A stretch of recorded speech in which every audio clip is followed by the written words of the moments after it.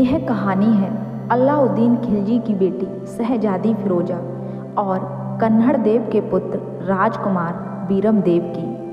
कहते हैं अलाउद्दीन की बेटी शहजादी फिरोजा, जिसने हिंदू राजकुमार के लिए अपनी जान दे दी थी। यह गौरव गाथा उसकी एक तरफा मोहब्बत की है। बात उन दिनों की है जब अलाउद्दीन खिलजी के सेनापति उलुग खां और नसरत खां ने गुजरात विजय अभियान के लिए जालौर के कन्नड़ देव से रास्ता मांगा, लेकिन कन्नड़ देव ने आक्रांताओं को अपने राज्य से होकर आगे बढ़ने की इजाज़त नहीं दी। अतः खिलजी के सेनापति अन्य रास्ते से गुजरात पहुँचे। जब अलाउद्दीन खिलजी की सेना सोमनाथ मंदिर को तोड़ने के बाद मंदिर में रखे शिवलिंग को लेकर दिल्ली जा रही थी, जालौर के राजा कन्नड़ देव चौहान को शिवलिंग के बारे में पता लगा तो उन्होंने अलाउद्दीन खिलजी की सेना पर हमला कर दिया। इस युद्ध में खिलजी की सेना हार गई। जीत के बाद कन्नड़ देव ने उस शिवलिंग को जालौर में स्थापित करवा दिया। खिलजी इस हार को बर्दाश्त नहीं कर सका, लेकिन उस समय खिलजी का ध्यान रणथंभौर और चित्तौड़ विजय की ओर ज़्यादा था। अतः उनको जीतकर खिलजी ने सुल्तान के साथ सेना जालौर भेजी, लेकिन खिलजी के सेना नायक ने आदरपूर्वक संधि का आश्वासन दिलाकर कन्नड़ देव को दिल्ली भेज दिया और फिर उनके पुत्र बीरम देव भी दिल्ली दरबार में रहने लगे। बीरम देव उस समय के जालौर के सबसे बड़े योद्धा थे। पहली नज़र में ही शहजादी बीरम देव को अपना दिल दे बैठी और उस पर मोहित हो गई। कन्नड़ देव के पुत्र बीरम देव एक सुडौल, बलवान, शरीर के तेजवान राजवंशी थे। उनकी वीरता में एक योद्धा प्रसिद्ध है।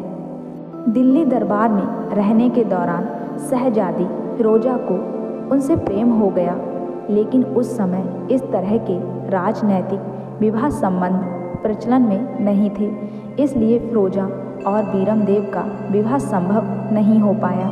लेकिन फिरोजा का बीरम देव के प्रति प्रेम बहुत ज़्यादा बढ़ गया था। वह मन ही मन बीरम देव को अपना पति मान चुकी थी। इस पर शहजादी फिरोजा का कहना था, बर बरूं बीरम देव ना तो रहूँगी अंकन कुमारी, अर्थात निकाह करूँगी तो सिर्फ बीरम देव से, नहीं तो मैं अछत कुमारी रहूँगी। इधर बीरम देव ने सामाजिक और कुल की परंपराओं को ध्यान में रखते हुए फिरोजा से विवाह के प्रस्ताव को अस्वीकार कर दिया। कहते हैं कि बीरम देव ने यह कहकर प्रस्ताव ठुकरा दिया कि मामो लाजे भाटिया कुल लाजे चौहान, जे मैं परड़ूं तुरकड़ी तो पश्चिम उगय भान। अर्थात अगर मैं तुरकड़ी से शादी करूं तो मामा भाटी कुल और स्वयं का चौहान कुल लज्जित हो जाएंगे, और ऐसा तभी हो सकता है जब सूरज पश्चिम से उगे, और इस कारण बस युद्ध की संभावना और प्रबल हो गई।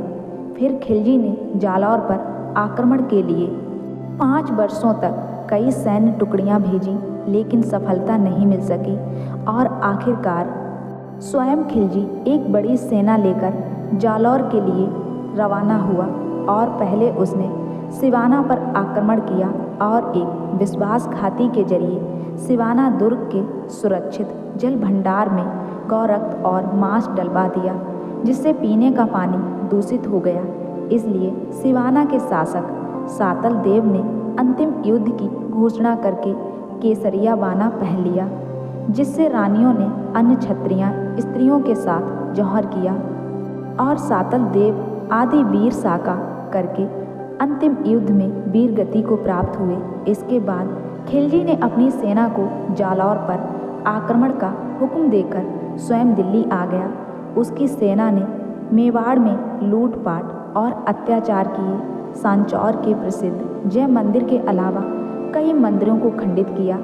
आदि वीर साका करके अंतिम युद्ध में वीर गति को प्राप्त हुए। इसके बाद खिलजी ने अपनी सेना को जालौर पर आक्रमण का हुक्म देकर वहां से चला गया। फिर कन्नड़ देव ने कुछ जगह खिलजी सेना पर आक्रमण कर उसे हराया और दोनों सेनाओं के बीच कई दिनों तक युद्ध चलता रहा। आखिरकार खिलजी ने जालौर के लिए सेनापति कमालुद्दीन को विशाल सैन्य दल के साथ जालौर भेजा। फिर सेनापति ने जालौर दुर्ग के चारों ओर बड़ा घेरा डाल दिया, लेकिन जालौर नहीं जीत सका और वापस जाने लगा। तभी कन्नड़ देव के एक सरदार बीका ने जालौर से लौटती खिलजी सेना को दुर्ग के गुप्त और खुले रास्ते का रहस्य बता दिया। बीका के इस विश्वासघात के कारण बीका की पत्नी ने बीका को जहर देकर मार दिया। इस विश्वासघाती की वजह से जालौर पर खिलजी सेना का कब्जा हो गया। कन्नड़ देव ने बीरम देव को गद्दी पर बैठाकर अंतिम युद्ध किया। जालौर दुर्ग में रानियों के अलावा अन्य औरतों ने जौहर किया और कन्नड़ देव शाका करते हुए वीर गति को प्राप्त हुए। बीरम देव ने अपने शासनकाल में 3.5 साल युद्ध में बिताए और फिर बीरम देव ने भी केसरिया बाना पहनकर अंतिम युद्ध लड़ते हुए वीर गति को प्राप्त हुए तथा दुर्ग की महिलाओं ने जौहर कर लिया। बीरम देव ने 22 वर्ष की अल्पायु में ही युद्ध में वीर गति पाई। बीरम देव के वीर गति को प्राप्त होने के बाद शहजादी फिरोजा की सनाबर नाम की एक धाय भी युद्ध में सेना के साथ आई थी। वो बीरम देव का मस्तक काटकर उसे सुगंधित पदार्थों में रखकर दिल्ली ले गई और ऐसा कहते हैं कि जब बीरम देव का मस्तक स्वर्ण थाल में रखकर फिरोजा के सामने लाया गया तो मस्तक ने अपना मुंह फेर लिया था। तब व्यथित शहजादी फिरोजा ने अपनी कथा सुनाई। तज तुरकाड़ी चाल हिंद आड़ी होई मैं, भो भो रा भरतार शीस ना धूड़ सोनी गरा। अर्थात सोनगरे के सरदार, तू अपना सिर मत घुमा, तू मेरे जन्म जन्मांतर का भरतार है। आज मैं तुरकड़ी से हिंदू बन गई और अब अपना मिलन अग्नि की ज्वाला में ही होगा।